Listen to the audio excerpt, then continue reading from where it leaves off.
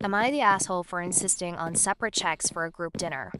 So this happened 20 years ago. Myself and my boyfriend, now husband, had both just gotten out of the military and moved back to hubby's hometown. We lived with his brother and had just started working new jobs.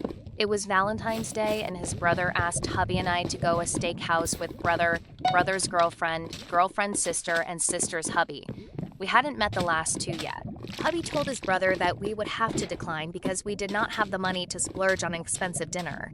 Brother assured us that they had fairly inexpensive menu choices. So hubby and looked up the menu and decided we could swing that. Okay.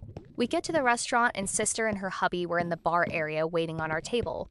Table opens up, we all get seated, order drinks, sodas for hubby and I, mixed drinks and wine, and some glass bottle beverage for the sister. My hubby asked sister what her drink was in that bottle. He was just curious because it was a unique bottle. Was it a wine cooler? She states, "No, I'm actually pregnant. This is some sort of fruit juice drink."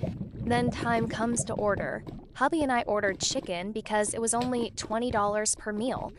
Everyone else orders steaks, which at that time started at $45, $50 per plate. Everyone gets second drinks, second bottles of juice stuff, refills of soda. End of meal comes and waiter asks, "How do we want the check?"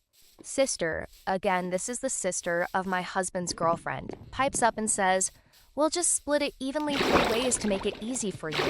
Come to find out that they had also brought their bar tab to the table. Sister and her hubby had been there nearly an hour.